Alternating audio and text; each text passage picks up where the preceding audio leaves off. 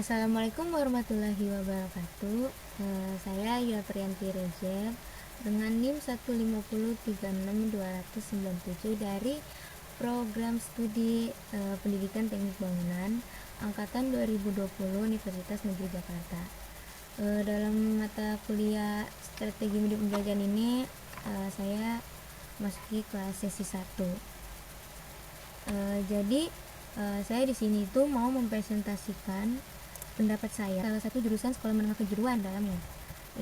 Mata pelajaran yang saya ambil itu yaitu teknik alat berat. Kenapa saya mengambil itu? Karena dalam mata pelajaran teknik alat berat ini memiliki kompetensi dasar sebagai berikut nih. Ada memahami jenis-jenis engine, mengklasifikasikan jenis-jenis engine, memahami jenis-jenis unit alat-alat berat dan penggunaannya, lalu mendapat mengidentifikasikan alat-alat berat dan penggunaannya.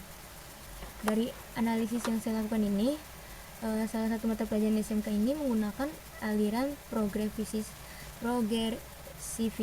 dan empirisme.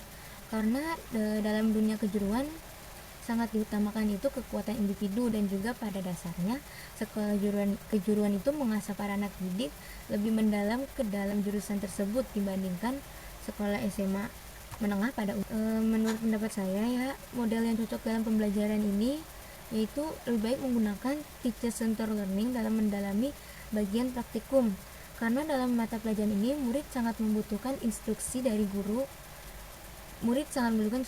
untuk mengajarinya secara langsung. Sedangkan bagian teorinya lebih baik menggunakan student center learning, karena dalam metode ini siswa dapat mencari pengetahuan lewat berbagai strategi, di mana siswa bersifat aktif, spesifik, dan mencari pemahaman terhadap materi dengan caranya sendiri, baik secara individu maupun secara kelompok, agar dapat saling membantu dalam memecahkan suatu masalah melalui interaksi belajar yang lebih memotivasi diri sendiri agar dapat berpikir secara kritis dalam setiap proses-proses pembelajarannya itu. Dalam menjalankan student center learning, siswa dituntut aktif dan mandiri mencari sumber-sumber belajar nih untuk memenuhi kewajibannya. Sedangkan teacher center learning memberikan akses bagi para siswa untuk mendapatkan ilmu secara langsung dari pakarnya atau dari guru yang menjelaskannya. Proses pembelajaran SCL akan berlangsung lebih lama karena siswa menginstruksikan dan memaknai setiap ilmu secara individu. Sedangkan pada TCL, siswa hanya perlu membangun ulang konsep dasar yang telah dibangun oleh gurunya. Setelah pembelajaran itu, mode pembelajaran TCL dapat menggunakan pemberian tugas untuk memantapkan pemahaman materi yang sudah diberikan oleh gurunya. Sedangkan untuk student center learning itu dapat melakukan pengulasan kembali agar dapat menyamakan persepsi yang dari si student itu dan dengan si guru ya, seperti itu.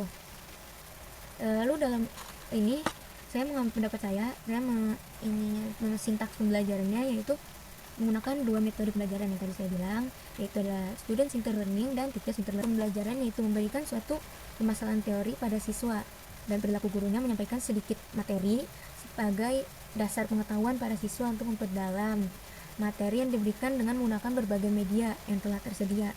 Dan sebagai perilaku siswanya yaitu seorang siswa mengamati lalu mencari pemahaman lebih dalam melalui media yang disediakan agar dapat memahami materi dengan cara masing-masing atau dengan cara gaya belajarnya masing-masing. Memiliki tahap pembelajaran itu berikan instruksi dalam praktikum dari sang guru. Lalu perilaku gurunya yaitu guru dapat membagi siswa menjadi beberapa kelompok nih agar siswa dapat berdiskusi dan bekerja sama menyelesaikan suatu masalah. Guru memberikan instruksi langkah-langkah melakukan praktikum suatu alat berat yang akan dipelajari, yang akan dipraktekkan.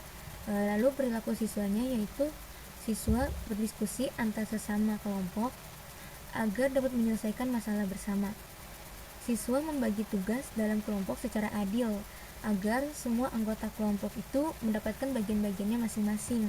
Siswa secara bergantian, secara adil dan merata harus melakukan praktikum dalam kelompok tersebut agar seluruh siswa pun dapat merasakan apa sih praktek yang dipelajarin, itu dapat lebih paham gitu, kayak melakukan sesuatu itu dia bisa, oh saya udah pernah coba gitu, udah pernah mempraktekannya. Lalu dari presentasi ini dari pendapat ini saya menyimpulkan dalam mata pelajaran teknik alat berat ini saya mengambil dua model pembelajaran, yaitu bagian teori dengan menggunakan student centered learning dan praktikum dengan teacher centered learning. Mengapa demikian? Karena di bagian teori itu saya menggunakan student centered learning agar siswa itu dapat memahami materinya dan mengetahui cara belajarnya itu sang siswa bagaimana, untuk dia dapat memahami lebih dalam materi itu menggunakan caranya masing-masing supaya tahu juga gaya belajarnya itu.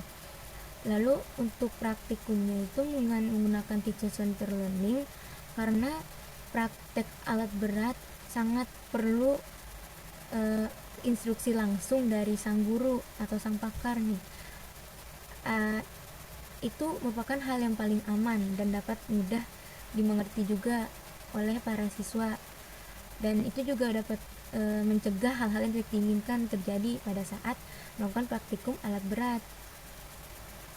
Nah, walaupun tidak ada perbedaan yang signifikan dari dua kelompok itu, namun terdapat gain score yang lebih besar pada rata-rata kelompok student center learning dibandingkan kelompok teacher center learning, sehingga menunjukkan ada peningkatan motivasi intrinsik dan ekstrinsik pada siswa dengan metode pembelajaran student center learning dibandingkan motivasi intrinsik dan ekstrinsik pada siswa dengan metode pembelajaran teacher center learning. Jadi itu saja yang saya mau presentasikan dalam pendapat saya tentang analisis kompetensi dasar dalam mata pelajaran teknik alat berat ini. Sekian, kalau ada kesalahan kata mohon maaf. Terima kasih. Wassalamualaikum warahmatullahi wabarakatuh.